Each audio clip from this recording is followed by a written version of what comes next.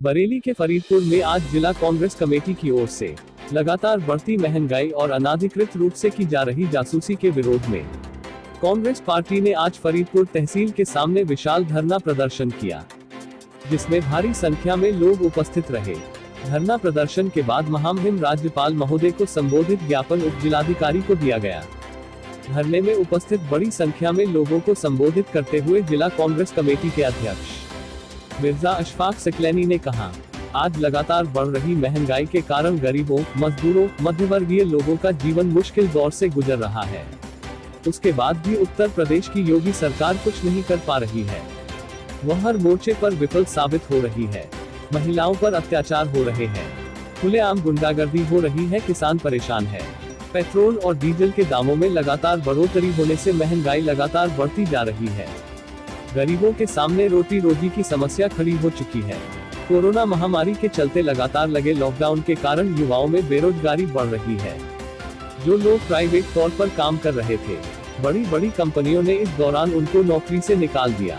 सरकार का हर वर्ष 2 लाख नौकरी देने का वादा खोखला साबित हो रहा है। अब आने वाले विधानसभा चुनाव में प्रदेश की जनता यह दिखा देगी कि उनकी ताकत क्या है। वह अगर किसी को सत्ता में बिठा सकती है तो वो उतार भी सकती है। बरेली से रफी मंसूरी की रिपोर्ट। का सवाल है, जिन्होंने नारा दिया था कि बहुत हुई महंगाई की मार, अब की मोदी सरकार वो दाना सा सरकार अब कहां सोने का काम कर रही है। ये साथियों आपको समझने की आवश्यकता है। मैं धन्यवाद देना चाहता हूं अपने नेता आदरणीय राहुल गांधी जी को, जिन्होंने किसानों की हक को, आपकी आवाज को बुलंद करने का काम किया।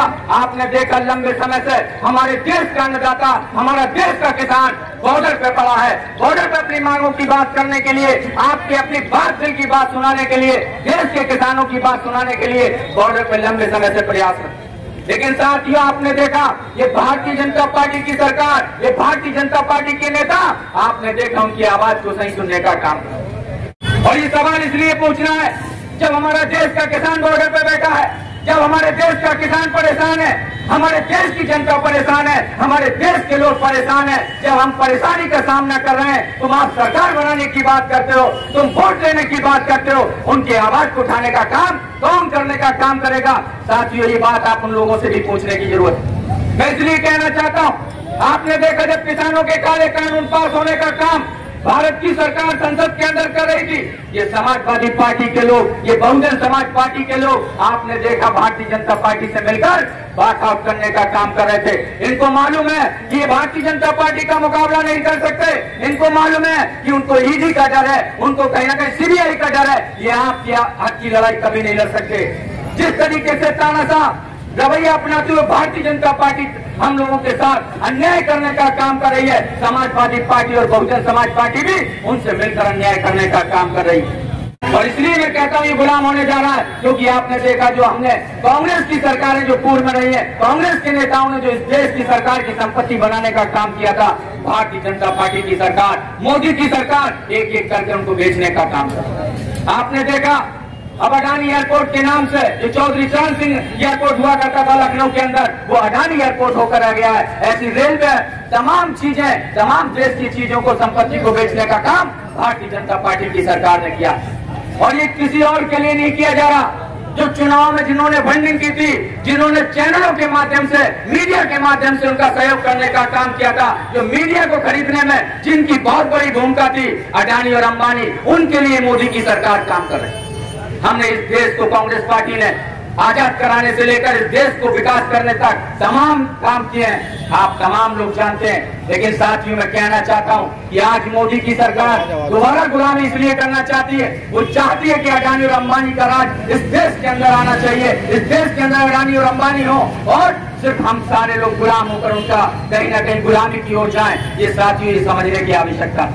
मैं सब लोगों से अपील करने आया हूं, इस धरने के माध्यम से रवैया अपनाता है, जो संसद के अंदर खड़े होकर जिनका साथ देता है। आपको याद होगा कि मुलायम सिंह यादव जी ने संसद के अंदर खड़े होकर मोदी जी को आशीर्वाद देने का काम किया था।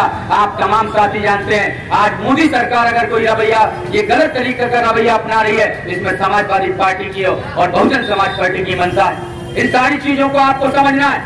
और जिस पार्टी ने आपको देश आजादी से लेकर तमाम समस्याओं के, आज भले ही कांग्रेस पार्टी उत्तर प्रदेश और देश के अंदर सरकार ना हो, लेकिन उसके बावजूद भी हमारी आवाज अगर कोई बुलंदी से उठाने का काम कर रहा है या संघर्ष करने का काम कर रहा है, तो कांग्रेस पार्टी आदरणीय राहुल गांधी जी और हमारी नेता प्रियंका गांधी जी का। ये सारी चीजें आपको समझने की आवश्यकता है।